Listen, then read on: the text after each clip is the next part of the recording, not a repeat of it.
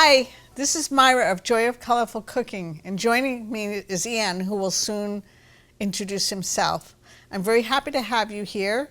What you see in front of you is kale. This is from the garden at Morrison Farm, because Morrison Farm is an organic garden that produces amazing food without pesticides. It takes a certain kind of person to be able to do that. One who wants to make friends with animals while also keeping them away. Anyway, this is kale chips. This is Ian, and he's here because why are you here? Why are you here anyway? Well, thank you so much for having me, Myra.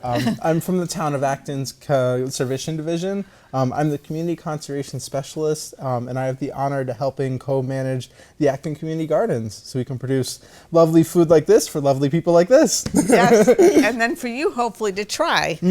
So we are going to do this. It's a little bit gooey.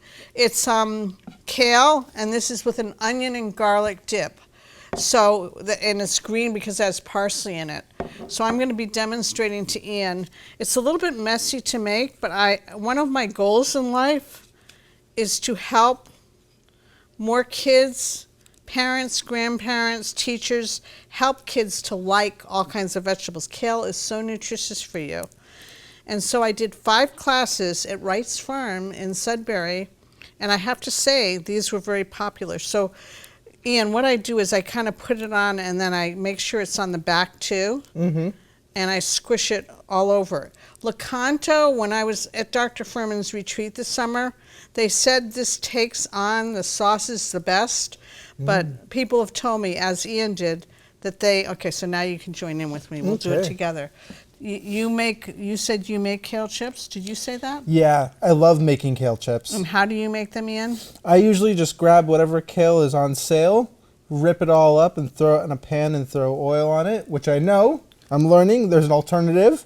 And then I just eat it after throwing it in the oven. So there's a lot of different ways to do it, and however, it's good to eat kale. So, and yeah. So this is the one kind, and it's all bumpy like this. And I try to get off as much of the sauce as I can. In general, I've noticed, and if you buy kale chips in a health food store, they are so expensive. You notice that? Really expensive. But if you make them yourself, it's like nothing. Yeah, so here's the thing. He rips it, which is fine. But believe it or not, I'm sort of, I don't know what the word for it might be, but I cut all these with scissors.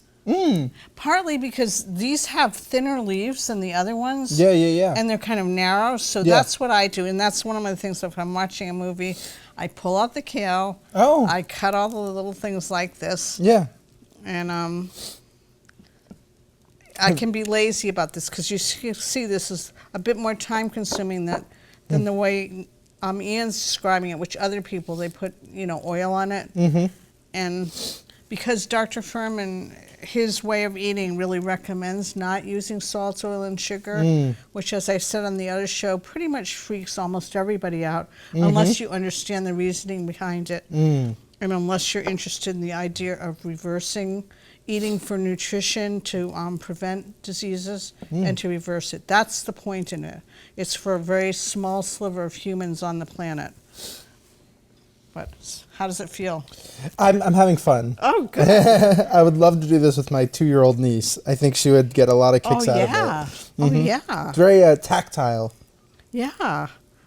Yeah, I don't think I've made it with kids before, but it would be great.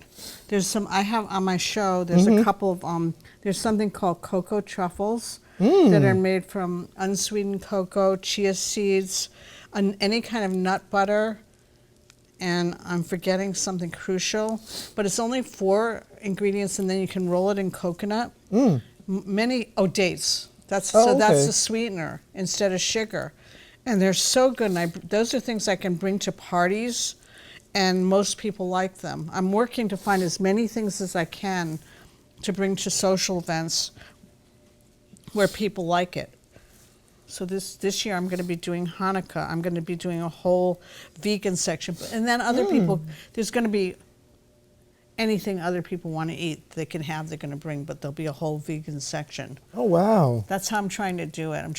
I don't want anyone to feel anything about their food choices. I don't want people to feel bad, lectured at, because it's your mouth, your your eat, right? You eat, your mouth. You decide. You know, people can get really preachy about food. Myra, how long does it take for you to grow kale?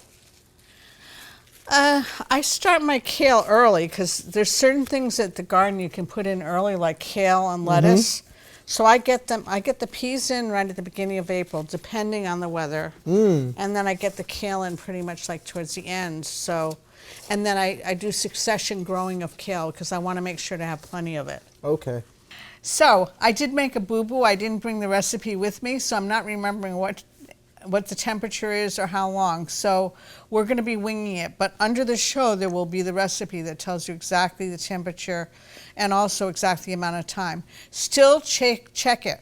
I was at a place in Maine this summer, and it cooked so fast. The oven was completely different. So you just have to check it. All right, it's going in the oven. We'll be back shortly.